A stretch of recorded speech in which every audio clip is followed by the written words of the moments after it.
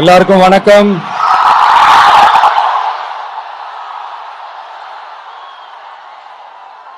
எல்லாரும் எப்படி இருக்கீங்க?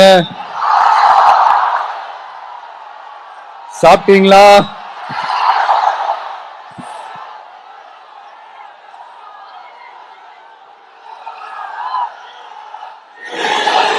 அண்ணா அவர்களுக்கு ஒரு வணக்கம், பெரியார் அவர்களுக்கு ஒரு வணக்கம். இப்ப நான் எந்த மண்ணில் நின்னுட்டு இருக்கிறேன் தெரியுமா? ஆண்டவர் அன்போட நெல்லுக்கடை மாரியம்மன் அன்னை வேளாங்கண்ணி ஆசியோட கடல் தாய் மடியில் இருக்கிற என் மனசுக்கு ரொம்ப நெருக்கமான நாகப்பட்டினம் மண்ணில் இருந்து நின்று பேசிட்டு இருக்கிறேன். என் நெஞ்சில் கொடியிருக்கும்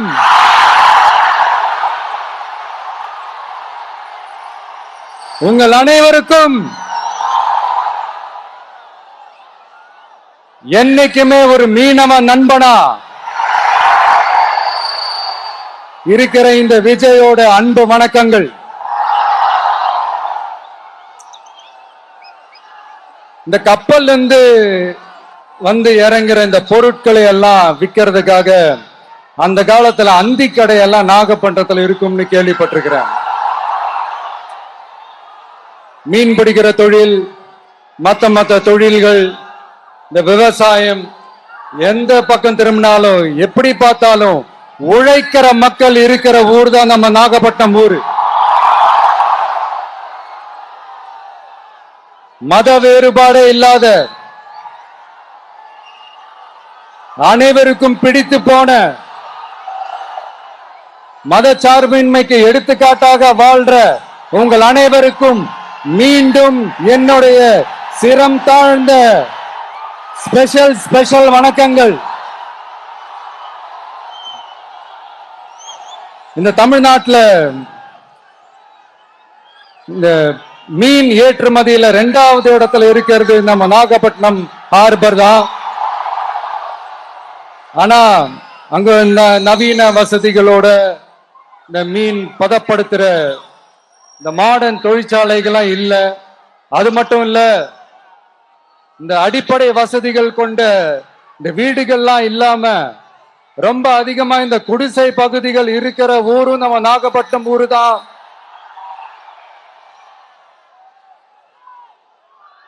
இந்த முன்னேற்றத்திற்கெல்லாம் எங்கள் ஆட்சிதான் சாட்சி. அப்படி இப்படின்ட்டு இந்த அடுக்குமொழியில பேசி பேசி அது நம்ம கேட்டு கேட்டு காதுல இருந்து ரத்தம் வந்ததான் மிச்சம். இவங்க ஆண்டது பத்தாதா? இப்படி தவிக்கிறாங்களே நம்ம மக்கள், அது பத்தாதா?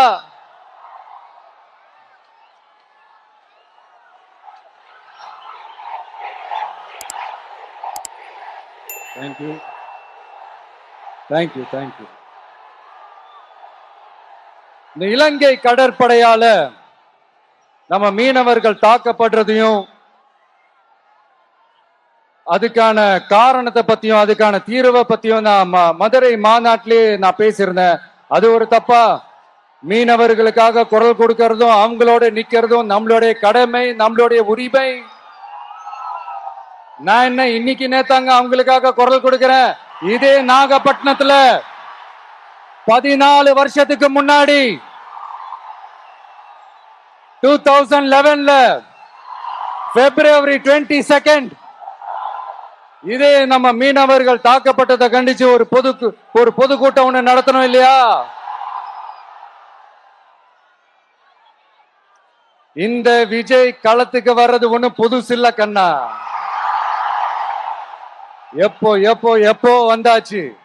என்ன ஒண்ணு, முன்னாடிலாம் விஜய் மக்கள் இயக்கம் என்ற அந்த இயக்கமா வந்து நிற்போம். இப்ப தமிழக வெற்றி கழகம் என்ற அந்த ஒரு அரசியல் இயக்கமா வந்து நிக்கிறோம். அவ்வளவுதான் வித்தியாசம். அன்னைக்கும் சரி, இன்னைக்கும் சரி, இனிமேலும் சரி, மக்களுக்காக மக்களோட நிக்கிறது தான். இது புரிய வேண்டியவங்களுக்கு புரிஞ்சா சரி.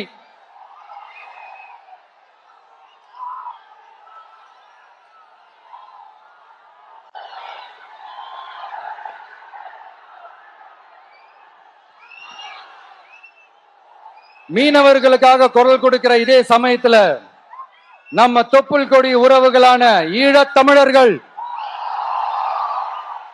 அவங்க இலங்கையில இருந்தாலும் உலகத்துல எந்த மூலையில இருந்தாலும் தாய்ப்பாசம் காட்டின தலைவனை இழந்து தவிக்கிற அவங்களுக்காகவும் குரல் கொடுக்கிறது, அவங்களுக்காகவும் நிக்கிறது நம்மளோட கடமை இல்லையா? மீனவர்களோட உயிர் எந்த அளவுக்கு முக்கியமோ அந்த அளவுக்கு ஈழத் தமிழர்களோட அவங்களுடைய கனவுகளும் அவங்களுடைய வாழ்க்கையும் நமக்கு ரொம்ப ரொம்ப முக்கியம். நம்ம மீனவர்கள் படுற இந்த கஷ்டத்தை எல்லாம் பார்த்து ஒரு பெருசா ஒரு கடிதம் ஒண்ணு எழுதிட்டு அதுக்கப்புறம் கப்சிப்னு சைலண்டா போறதுக்கு நாம ஒண்ணு இந்த கபட நாடக திமுக அரசும் கிடையாது. மத்த மீனவர்கள்னா இந்திய மீனவர்கள், நம்ம மீனவர்கள்னா தமிழக மீனவர்கள், இப்படி பிரிச்சு பார்த்து பேசுறதுக்கு நாம ஒண்ணு பாசிச பாஜக அரசும் கிடையாது. நிரந்தரமான தீர்வு, நிரந்தரமான ஒரு இந்த ப்ராப்ளத்தை சால்வ் பண்றதுதான் நம்மளுடைய ஒரு முக்கியமான ஒரு அஜெண்டாவே. சரி, இப்ப நம்ம நாகப்பட்டினம் ஏரியாவுக்கு வருவோம்.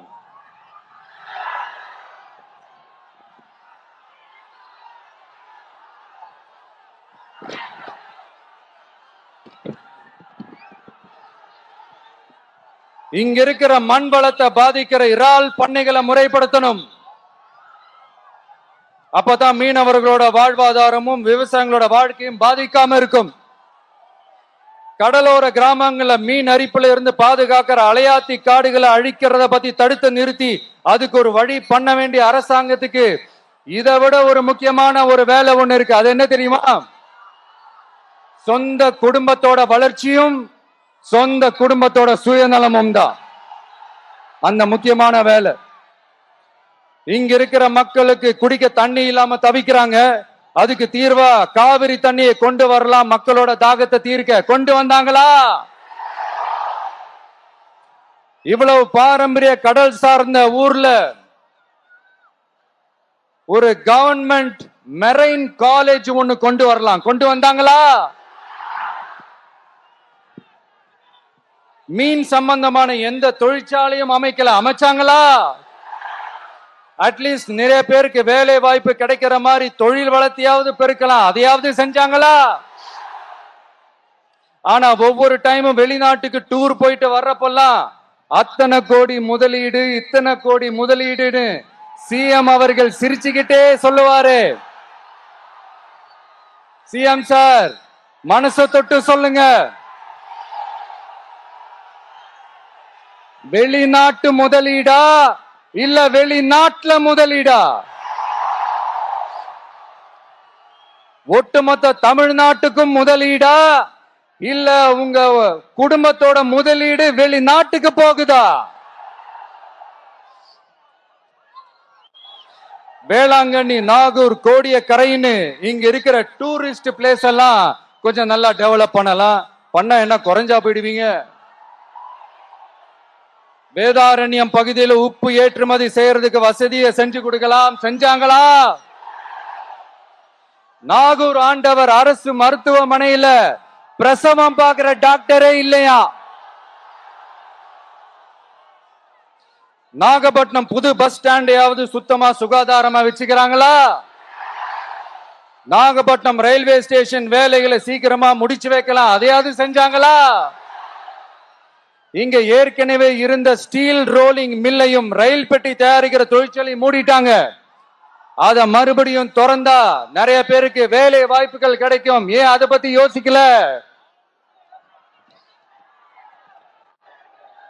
மேலக்கோட்டை வாசல் NH மேம்பாலம் கட்டி 50 வருஷம் ஆச்சு, அது சரியா மேம்படுத்தலாம், அதை செஞ்சாங்களா? Thanjavur to Nagapattinam NH road வேலை பல வருஷமா நடக்குது, இன்னும் முடிச்ச பாடே காணும், அதை வேகப்படுத்தி முடிச்சிருக்கலாம், அதையாவது செஞ்சாங்களா? ரொம்ப முக்கியமா நெல்லு மூட்டையெல்லாம் மழை காலத்துல வெள்ளத்துல நனைஞ்சு நம்ம விவசாயிங்க எவ்வளவு வேதனைப்படுறாங்க. அதுக்கு சரியான ஒரு குடவுன் கட்டி தரலாம், அதையாவது கட்டி தந்தாங்களா? எலெக்ஷனுக்கு முன்னாடி திமுக காரங்க வந்து செய்வோம் செய்வோம் செய்வோம் செய்வோம்னு சொன்னாங்களே, செஞ்சாங்களா? இதெல்லாம் எதுவுமே செய்யாம எல்லாத்தையும் செஞ்ச மாதிரியே அதையும் பெரியம்மையா வேற சொல்லுவாங்க இவங்க.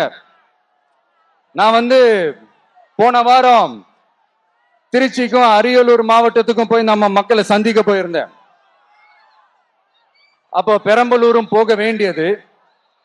அங்க சில ரூல்ஸ் அண்ட் ரெகுலேஷன்ஸ், ஒரு கட்டத்துக்கு அப்புறம் இந்த பஸ்ஸே மூவ் ஆகல.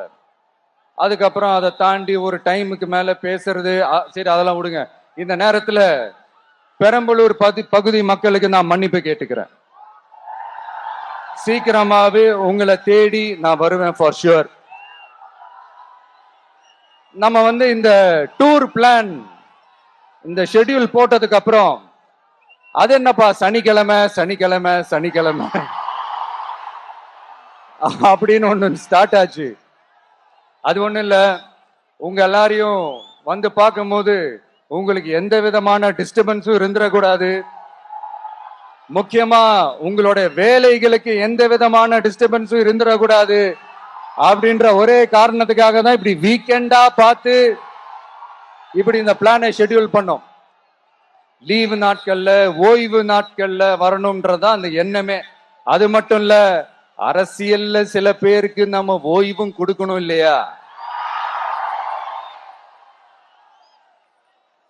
அதனாலதான் இந்த ஓய்வு நாட்களா பார்த்து இப்படி செலக்ட் பண்ணோம்.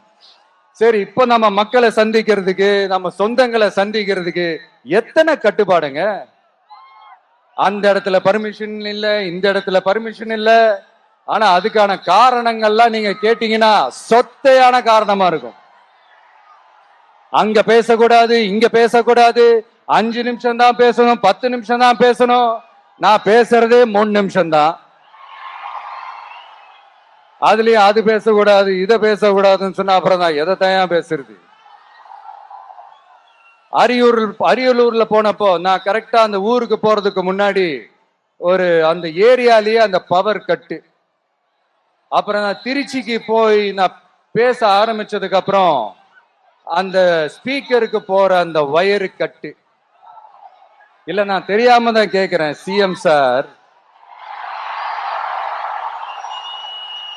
ஃபார் எக்ஸாம்பிள், இப்ப ஒரு RSS தலைவர் இங்க வராருன்னு வச்சுக்கோங்க, இல்ல நம்ம பிரதமர் மோடிஜி அவர்களோ இல்ல உள்துறை அமைச்சரோ இங்க வராருன்னு வச்சுக்கோங்க. இந்த மாதிரி கண்டிஷன்ஸ் எல்லாம் போடுவீங்க, இந்த மாதிரி பவர் கட் பண்ணுவீங்க, இந்த மாதிரி வயர் கட் பண்ணுவீங்க. கொஞ்சம் கட் பண்ணி தான் பாருங்களேன். முடியாதுல, பேஸ்மெண்ட் அதிரும்ல. நீங்க தான் மறைமுக உறவுக்காரர்களாச்சே. இதாவது பரவாயில்லைங்க. இதை தாண்டி ஒரு ரூல் ஒண்ணு போட்டாங்க, பஸ்ஸுக்குள்ளேயே இருக்கணுமா, பஸ்ஸை விட்டு வெளியில வரக்கூடாதா, கையை இவ்வளவுதான் தூக்கணுமா, இப்படியே வரணுமா, மக்களை பார்த்து சிரிக்காத, மக்களை பார்த்து கையசைக்காத, இப்படியெல்லாம். ஐயோ ஐயோ ஐயோ, நானும் என்னவோ ஏதோ நினைச்சேங்க. செம்ம காமெடியா இருக்குங்க. I'm just enjoying like anything.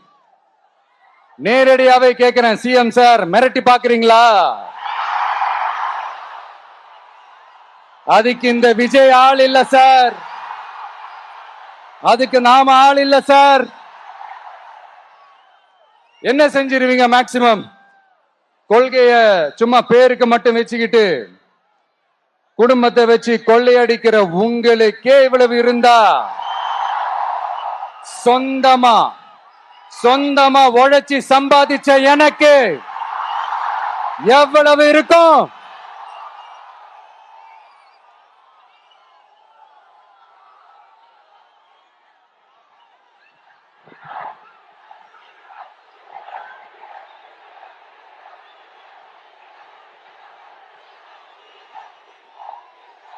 Thank you நண்பா. என்ன நாங்க பெருசா கேட்டுட்டோம்? மக்கள் நிம்மதியா ஃப்ரீயா நின்னு பாக்குறதுக்கு ஒரு இடம், அதை நாங்க தேர்வு செஞ்சு அதுக்கு பர்மிஷன் கேட்கிறோம். ஆனா நீங்க என்ன பண்றீங்க? அந்த இடத்தையெல்லாம் விட்டுட்டு நெருக்கடியோட, மக்கள் நெருக்கடியோட எங்கெல்லாம் நிப்பாங்களோ அந்த இடமா பார்த்து செலக்ட் பண்ணி தெரியுங்க. உங்க எண்ணம் தான் என்ன சார்?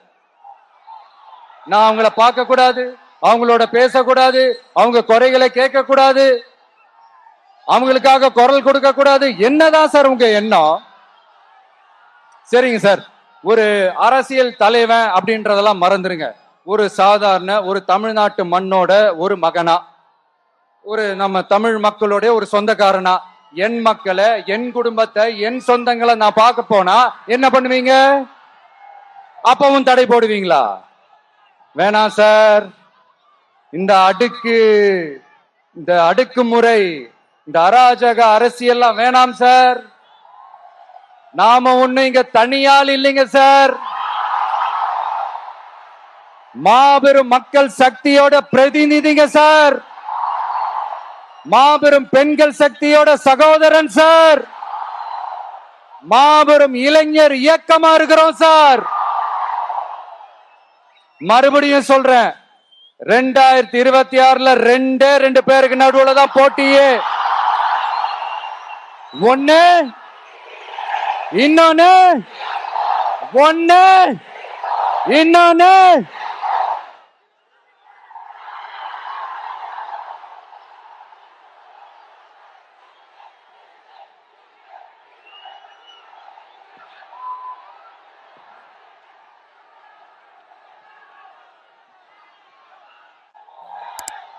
இந்த பூச்சாண்டி வேலையெல்லாம் காட்டுறதை விட்டுட்டு தில்லா கெத்தா நேர்மையா எலெக்ஷனை சந்திக்க வாங்க சார். பாத்துடலாம் சார். கொள்கையை பேருக்கு மட்டும் வச்சுக்கிட்டு குடும்பத்தை வச்சு தமிழ்நாட்டை கொள்ளையடிக்கிற நீங்களா, இல்ல தமிழ்நாட்டில் இருக்கிற ஒவ்வொரு வீட்டுக்குள்ளேயும் ஒருத்தனா இருக்கிற நானா, இந்த விஜயா? பார்த்தலாம் சார். இனிமேலும் இந்த தடைகள்லாம் போட்டீங்கன்னா நான் நேரடியா மக்கள்கிட்டயே பர்மிஷன் கேட்டுருவேன். மக்களே நீங்க சொல்லுங்க, நான் உங்களை பார்க்க வரக்கூடாதா? நான் உங்களோட பேசக்கூடாதா? உங்க குறைகளை நான் கேட்க கூடாதா? உங்களுக்காக நான் குரல் கொடுக்க கூடாதா? இப்படி நமக்கு தடையா போடுறாங்களே, இந்த திமுக அரசு மறுபடியும் ஆட்சிக்கு வரணுமா? உங்க நல்லதுக்காக நம்ம உங்க டிவிக்கு ஆட்சி அமையணுமா? சத்தமா கேட்டுச்சா மை டியர்? ஏன்பா, நான் தான் அப்பவே சொன்னல, அவருக்கு ஆசையா பாசமா கூப்பிட்டா பிடிக்க மாட்டேங்குது. ஏன்பா மறுபடியும்? கேட்டுச்சா சிஎம் சார்?